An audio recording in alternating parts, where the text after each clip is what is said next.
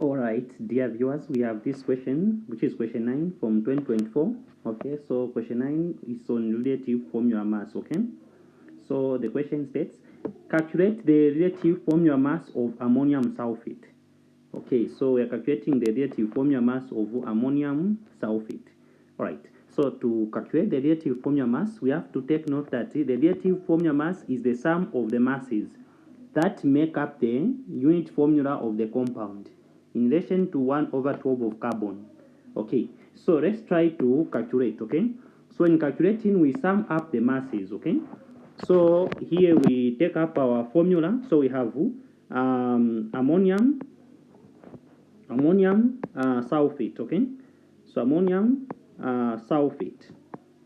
Okay, so this is our formula. Okay, so we can branch it in this form. Okay, like this, and then hydrogen like that, and then phosphorus in this form, then we have oxygen in that form. Now we sum up the masses. So when they say relative formula mass, you have to sum up all the masses that are making up the compound. Okay, so let's try to sum up the masses. Okay, so we have our RFM like this. So therefore, we can look at nitrogen. So nitrogen on the periodic table, if you look at nitrogen, it has the mass number of 14. And then the atomic number is 7. Okay. So therefore, we get the mass number. Okay. So we get the mass number, which is 14. So we say 14 times Z, and then we look at the molecules present. So there are 3 nitrogen. So we can say 3 times 14 times 3, and then we are getting when we say 14 times 3, we are getting 42. Okay, and then we go to hydrogen. So take note that hydrogen, we have 4 and 3 outside. So when you say 4 times 3, we get 12. Okay, so we look at the mass number for hydrogen. The mass number is 1. When you say 1 times 12, we are getting 12. Okay, and then we look at phosphorus. On the periodic table, phosphorus is 31. Okay, it has the mass number of 31. Okay, so we get the mass number. So we say 31, and then phosphorus is 1 there. We say 31 times 1. Then we are getting 31. And then also we look at oxygen. Oxygen on the periodic table, it has the mass number of 16. Okay, so we get the mass number of 16. We say 16 times the 4, we are getting 64. Okay, so we can sum up the items. Okay, so in summing up the values, when we add everything, okay, when we add 64 plus 31 plus 12 plus 42, we are getting 149. Okay, when we sum up everything, we are getting 149. So our answer here, it is 149. If you look at the option answers there, which are present, so our option answer is 149. All right, so we are done with relative formula mass. We can go to the other question. Okay, so the other question is on theoretical yield. Okay, so I hope you did theoretical yield in school. Okay, where we even have percentage yield. Okay, so theoretical yield is a mass calculation. Before calculating, I'll first of all give you a brief of what theoretical yield is. So theoretical yield, when you have, for example, A plus B, then you have C plus D. Okay, so this is an ideal chemical reaction. Okay, so the chemical equation which we have here, let's say, for example, they have given you this substance. This substance is having the mass. It is having mass in grams. Okay, and then you are told to find the mass of this substance, which is unknown. Therefore, we use the mole table and then the mole formula, which is the number of moles equal to mass over molar mass. Now, we just consider the mass over molar mass. Okay, we get the mass of this substance and then its molar mass, and then also we get the mass of this substance and then its molar mass.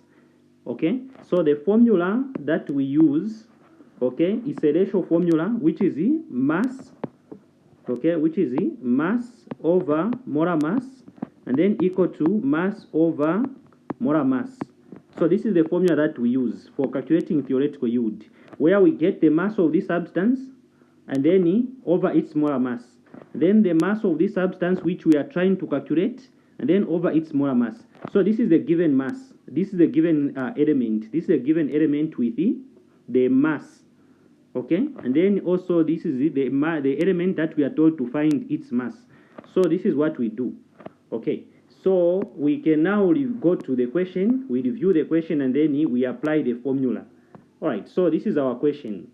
Okay, on a strong limestone, okay, which is calcium carbonate, decomposes to calcium oxide and carbon dioxide when strongly heated. Okay, given that 500 grams of limestone was decomposed, calculate the mass of calcium oxide produced.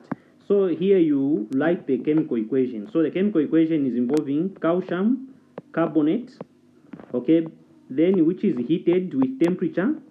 So when you heat it with the temperature, then what you have afterwards, you have the decomposition. So the decomposition will give out calcium oxide plus carbon dioxide. This is what you have. Now we are given the mass, given that the 500 grams of limestone. So limestone is having 500 grams, okay, was decomposed. Calculate the mass of calcium oxide produced. Just like from the previous demonstration, we are calculating the mass of calcium oxide produced, this substance. So to find this substance, the mass of this substance produced, then we take the following into consideration, okay? So we say mass over molar mass, then equal to mass over molar mass of their substance, okay? So here we say mass over molar mass as well. So what we do, we start collecting the data. We start from this side, okay? We first of all get the mass of, we see what we are given as mass of calcium carbonate. So what are we given for calcium carbonate? Okay, so in here we state for mass of calcium carbonate we are given 500 grams. So we say M is 500 grams, okay, 500 grams. And then what is the mixture? So the mixture we can find it over here. So we can say the mixture of calcium carbonate, which is the molar mass. Okay, so molar mass is given by branching that compound calcium carbonate, okay, with its initials. So we look at calcium on the periodic table. So calcium on the periodic table has the mass number of 40. Calcium has the mass number of 40. So we get that mass number. Okay, so we say 40, and then the actual mole ratio there, mole ratio is 1. So we can state 40 times 1, and then we are getting 40. Okay, we are getting 40, and then we look at carbon. Carbon has the mass number of 12, so we say 12 times 1. Okay, we are getting 12. Okay, and then oxygen has the mass number of 16. When you say 16 times 3, we are getting 16. Let me say 48. Sorry. So we have 48. Okay, so I'm having 48 like that. Okay. Okay, so we add everything. When you add 48 plus 12, we get 60. 60 plus 40, we get 100. 100 grams per mole. So you have to ensure that you indicate 100 grams per mole. So the actual mixture, the actual, let me do this first of all. Just pardon here, it was to be mass. Okay, so the mixture which we are having is 100 grams per mole. That's what we are having. Okay, and then from here we can go on to find the other one, the data of the other compound. Okay, so the data of the other compound, we can see it from this side. Okay, so let me clear out this side and then we see it. Okay, so I'll clear this side and then we look at the other one. So the other one is calcium carbonate. So are we given mass of calcium carbonate? No, it's what we are finding. We are finding mass. Okay, so what we do there, we state mass. The mass is unknown, okay, in data collection. And then also the mixture of calcium oxide. If we look at calcium on the periodic table, we can branch it as this calcium oxide like that. Okay, and then we see the mass number for calcium. So calcium has the mass number of 40. So we say 40 times 1, we are getting 40. Okay, that is 40. And then oxygen has the mass number of 16. When you say 16 times 1, okay, you are getting 16. So when you add the two, you get 56 grams per mole. Okay, so when you get 56 grams per mole, you can set up the data. So the other compound is having the mass which is unknown. Okay, and then the mister is given as 56 grams per mole. Okay, so we can apply this data in the formula and then we find the answer. So let's try to apply the data in the formula and then we find the answer. So in here we can go on to state. Okay, so we state in solutions. In solution we can state mass over mister equal to mass over molar mass. Okay, now we look at what we are given. So what are we having for calcium carbonate? We're having mass of 500 grams. So we put our 500 grams there.